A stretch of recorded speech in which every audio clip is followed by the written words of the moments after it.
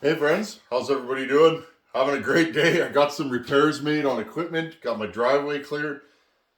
We got blasted with a 2.5 day snowstorm.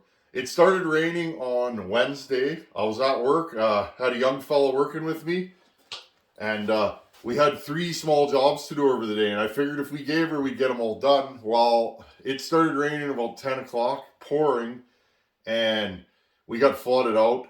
It stopped raining. I came home and started working on the turbo diesel, and it just started coming down. It turned to snow. We got about a foot of snow in the yard here. So what a week. Lots of breakdowns, lots of things happening. This is the time of the year when everything goes wrong. Cold weather breaks everything. So knock on wood, we got everything sorted out, and onward and upward. I want to mention something to you guys. It got brought to my attention yesterday. A buddy of mine was saying, "Hey, I just want to let you know about something," and I was kind of shocked, friends. So here it goes. Those of you that know me know I don't Facebook. I have a personal account on Facebook, which I haven't used in years and years. I used to be on a couple forums, but I don't Facebook anymore, friends. I don't really have time for that stuff, and I had to make the decision, and I don't Facebook anymore. So I'm prefacing it with that. There was a fella in the States, which my buddy reached out to, and he was offering saw porting services, and just leaving it at that. He's a saw builder, and the problem is, friends, he's saying that he's me, and I don't live in the States. I'm a Canadian feller, and I don't Facebook. So be aware, friends, this kind of stuff is going to happen. Keep your guard up. I don't Facebook, and I don't advertise for work. I got so much work that, those of you that have emailed me, I appreciate it. I'm still not taking work. Just not quite there yet, friends. There's only so many hours in a day. So, but anyways, I'm rambling. If anybody reaches out to you on Facebook and is offering work services, that's not me, friends. I don't know who he is, but he's somebody. There's only one Tinman, and he's right here. So, okay, friends, I just wanted to mention that I don't want anybody to get taken. So, now, moving forward, we got the 268. This thing's almost out of fuel. Choke it. It's a good starting saw.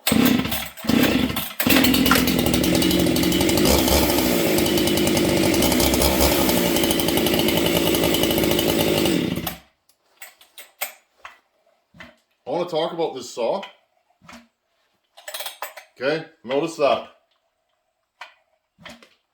Oh, listen, friends, can you hear? Okay, I'm going to hold it up here. Can you hear the hissing sound, friends? That is, the rings are leaking, okay? They're not seated yet. Couple people mentioned me, and or a couple people emailed me this week and said, "Hey, that saw runs great, and it starts good." And you know what? It does run really good, friends, but it's not where I want it to be. This saw needs braking. Braking is super important. I like to break my saws in as far as I can. Some saws are going to take 2-3 tanks. So I want to talk about that in today's video. I also want to talk about chainsaw bars. I bought this bar, friends. I want to try it. I want to talk about it, tell you my initial thoughts of this bar, and compare it to this and maybe to an Oregon. 3 different price points. I know what it's like. Money doesn't grow on trees. I don't know if these are any good, friends, but I wanted to try one for myself. I just want to see what the dealio is. Okay, so first off, friends, this saw, you guys see it. It's a good starting, good idling, good running power saw. I've probably built more of this chassis than any saw, so I'm getting to the point. I know the issues and the problems, and that's why I'm trying to share it with you guys. So this one went well. I really had no issues with this, except for I can't remember if I put it in the assembly video. The coil crapped out on this saw. I don't know if this saw had spark. I don't even know if I checked it for spark when I got it. I might have to go back in a video and look. But this saw had no spark. So I put a 272 coil on this. A fellow was asking me, I can't remember if he emailed me or somebody WhatsApped me it, but asking about what coil fits. Well, any single piece coil for this chassis should work. I'm not sure though. I don't have a ton of experience with the newer saws on this chassis. Most of the ones around here are older, two-piece. But the newer 61s, 268s, and 272s will bolt on here. This saw has a 272 coil. Now, a couple things that I noted on this saw is I think it needs more muffler. I got a couple of emails. What do you mean? So when you build saws all the time, you can you get a feel for what they're doing, or you should. I feel like this muffler is holding this saw back. Now, I have not had great experience with the large 268, 272 muffler making power. I just find, and I think it's because, and let's have a look-see here, friends. Let's have a look-see. I think it's because the outlet's at the back. Okay, so the volume of the muffler is so great that I feel like it's just not, I don't know. Like, you see the 461, I have a dual outlet on here. If you take this front cover off and just run a single outlet, it doesn't run as strong as what I noticed. I put 3 different pipes on this saw before I settled on the dual outlet. And I think that's a highway cover. It might be a whole highway muffler. But so what I did, and I'll show you guys again, I hogged out. There you go. You guys can see it in there. I cut an oval shape or rectangle. Okay. Most of this is cut out behind here. It still is not running satisfactorily. I hope I said that right. Anyhow, so I don't know what to do. I could fish kill this right here. Now, there's no room on that side. Here's what I've done in the past. I dug this muffler out. This is a 272 muffler, okay? A little beat up. It's an OEM muffler, okay? There's the stock hole. Now notice, this has a different cover on it. Now, that probably stifles airflow a little bit, okay? So here's your 272 muffler, but here's what I did. See that? I step drilled a hole in there and I put a deflector off another saw on it, okay?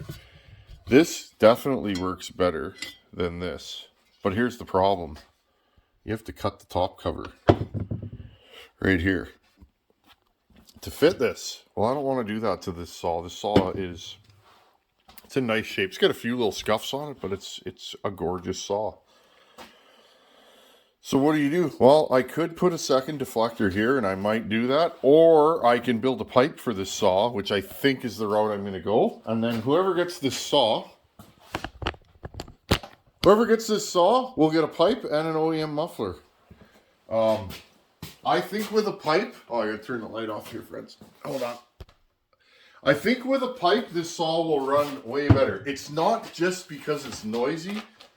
When you pipe saws, and I didn't understand, friends, until I started piping saws. When you pipe a saw, giddy up. Buchan's 266, I ran it with the stock muffler. It was kind of lazy when I was first breaking it in. I put a pipe on that thing, and it was like, wow. Just complete difference in power. So, that's where I'm at with this saw. Now again, the compression is coming up, but it's not, okay? It's not where I want it. And for comparison, friends, I got this one here. Here's that orangutan. I bought 2 of those bars just for fun. This is that orangutan 630 with a 266 top end. Okay. This one, see how slower it drops? Now again though, when you pull this thing over, listen. You hear that? Versus this. This saw's not broken in. This has a pop-up. Listen. Okay, so you can hear it. And let's grab the 461. Listen.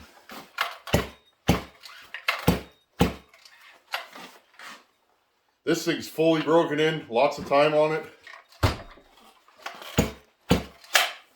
And I didn't build this to be a high compression saw. It's got a high exhaust roof and it don't matter. It's an animal. I actually, out of all the new stills I've played with, this is my pick. The 461 is just a good saw. I don't care what brand it says on it. If it's a good saw, I'll run it. And my buddy's been trying to get this off me for years. I won't sell it to him. I really like that saw. If I'm in bigger hardwood or something. Okay, friends, so this thing is not broken in yet. It's getting there. It might take 5 or 6 tanks before this saw is run in. Now, I got a lot of questions about, what do you mean? Like, how can you feel it? You'll feel it, friends. You'll be bucking a log, and then suddenly the saw gets angry and the tuning will change. So they tend to get a little rich, I find, especially on the bottom end. You'll put the saw down and it won't want to idle, but it's been idling tank after tank. Okay? So, just, you know, be patient. It might take, I was talking to a buddy of mine who's a logger the other day, and he said he's had saws that take weeks of daily running, you know, 5-6 hours a day before all of a sudden they just wick up. So, you know, stills and stuff, factory saws. So again, it takes a while to break a saw in, and this saw is not even close to where I think it'll be. And by think, you never know where a saw is going to end up, friends. This saw, I didn't think this saw would make the compression it does, and it does. So this saw can be a little bit of a bear to start when it's cold outside. So this saw makes a little less compression than I thought it would. Why? It's not broken in. I used the highway ring, okay, which is a little softer than a caber ring. I had both. I made the choice to use the highway because I think it'll break in better or faster, okay? This Titan nickel is very hard, and with the caber ring, I'm not sure, friends, but this is my first time using one of these cylinders. I will report back to you guys. So far, I'm happy with it. Timing numbers weren't terrible. It ground nicely, and as you guys can see, I didn't do much to this exhaust roof. The saw's pulling good RPM. It's not a screamer, but it's just a strong everyday work saw. So it oils well. I'm just happy with it, friends. So that's kind of an update on this. It's firewood cutting season. Probably gonna have to pull a cutting permit soon, and hence the reason why I'm putting those big tires on the wood weasel. I want to be able to get in and out of the cutting zones, up logging roads and stuff like that.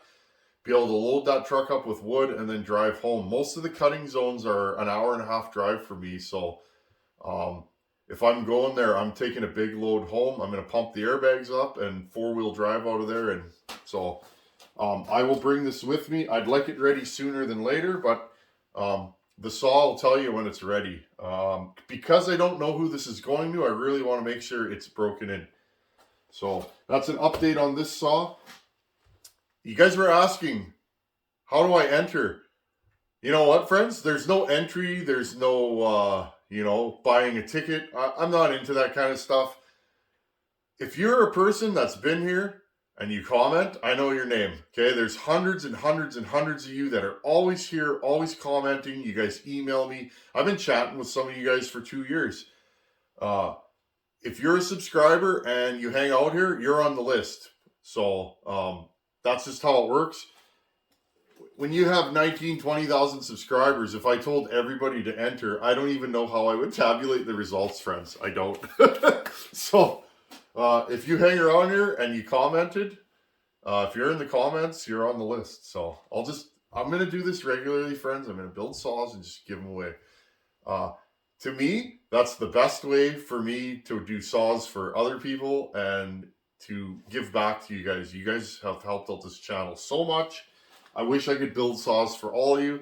That's just not possible. So I'm going to build saws randomly and just give them away. How many saws does one fella need? 50, 100? Like, I don't know. It's, you know, I would rather work on them and give them away. I'll keep a few here and there just to keep the fleet going, but how many saws does one fella need, friends? Okay, let's move into these bars, okay? I'm going to bring you guys in close here. Okay, so I picked up a Holzfforma for the working Tinman. I know, I should be a comedian when I grow up. If this YouTube thing doesn't work out, I should become a comedian.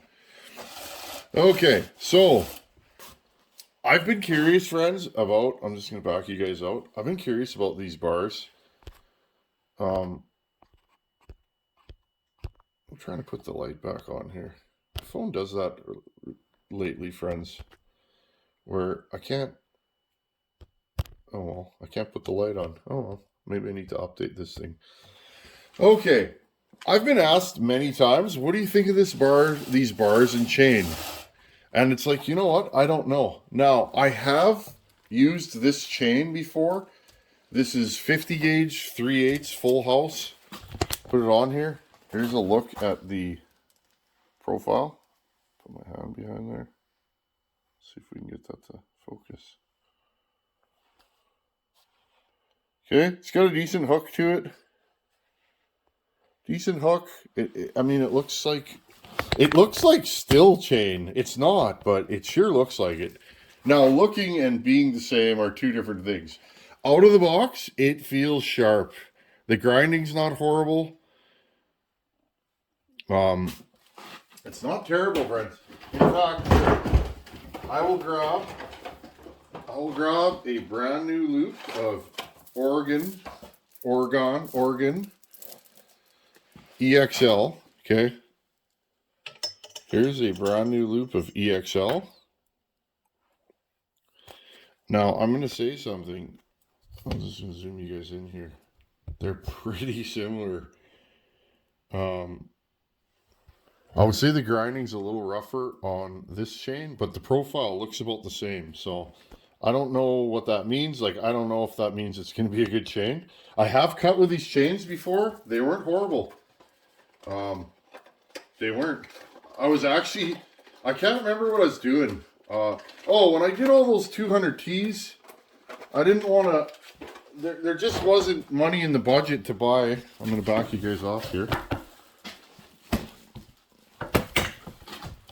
There just wasn't money to buy, you know, how many of those did I have? Those of you that have been around remember that. I did a bunch of 200 Ts. There wasn't money to buy 8 steel bars and chains. I couldn't afford that. So I bought a bunch of Holzfforma bars, the ones that were white in color, and chains. I did quite a bit of cutting with those chains, and they weren't terrible. So whether this will be up to snuff, I don't know. I like my EXL chain. This is an EXJ skip tooth. I'm really happy with the new Oregon chain. So, okay. First things first, the bar groove. And I'll bring you guys back in here.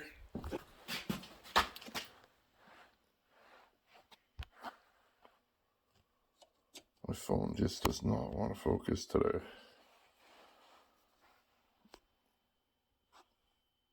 There we go. I finally got this thing to focus.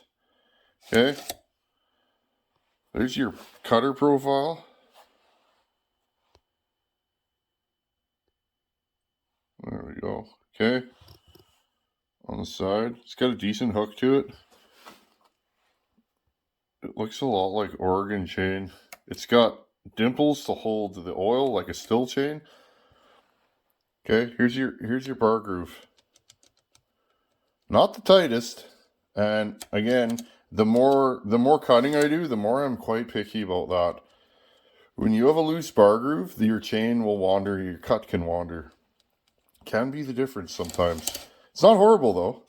Okay, let's look at a $200+ still ES Roll-O-Matic. This bar has 2-3 tanks on it. Okay, look how tight that is. So right there, you get what you pay for, and this definitely is sloppy. Okay, whatever though. This is an average bar for the average firewood cutter. Not everybody's a professional. I certainly do not cut every day. Okay, friends. So, I mean, for the price of this, you can buy like, I don't even know. I can't even remember what this bar costs. In Canada, let's make sure we're set up good here. In Canada, this bar is like, I think it was $40 shipped.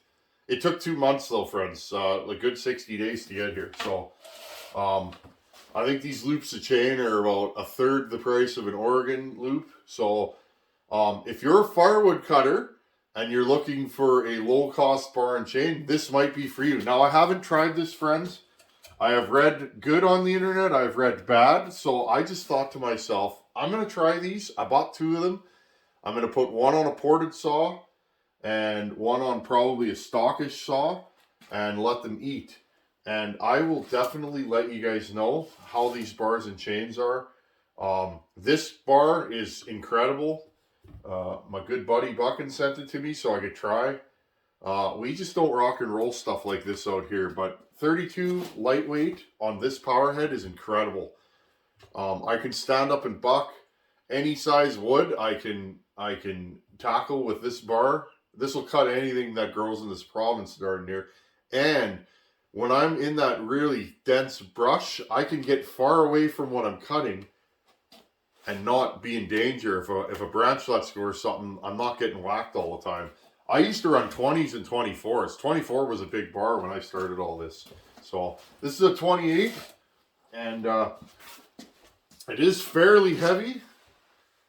This saw is balanced with it on. Slightly nose heavy compared to this. Now this is a 32.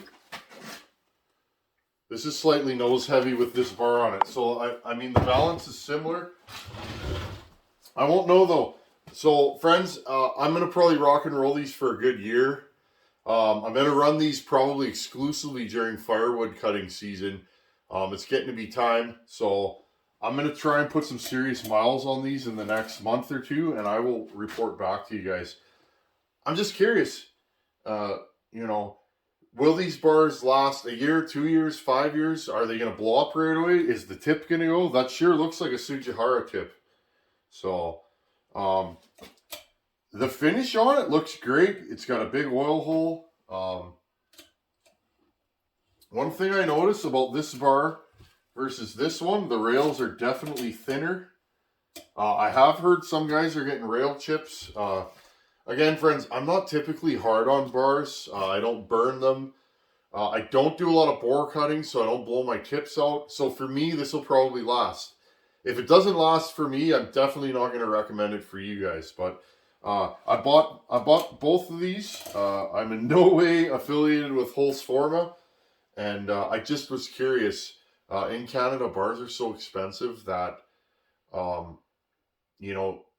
I think this bar here is like $2.25 versus $40-50. I mean, and you're rocking and rolling. So, I generally run Oregon Power Match. Most of my bars are Power Match bars.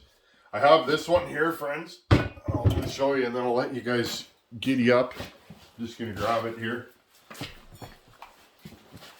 I have this bar here. You guys see me run this bar a lot in videos. This is it's an old part number Oregon Power Match 24-inch. This bar is getting super sloppy. I might try and stuff 63 gauge on here. It's real wobbly. You guys will notice sometimes when I use this bar, I'll actually cut out. It's actually because the bar groove's getting so wobbly. So this is a 50 gauge bar that now has 58 gauge in it, and it's probably ready for 63. But again, it's an original old school bar. This bar is probably 20 years old. I've been running this bar for, I don't know, 5-6 years now. And I've cut a lot of timber with this, and it's lasted. I've had to dress it maybe one time. So I'm not hard on bars, but we'll see.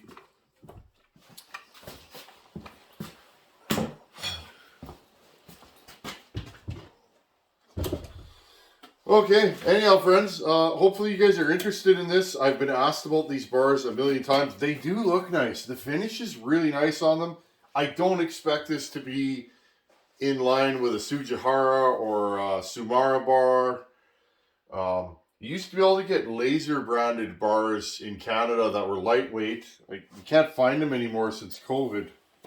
But I was gonna try those. Always looking for different bars to try and see which ones I like.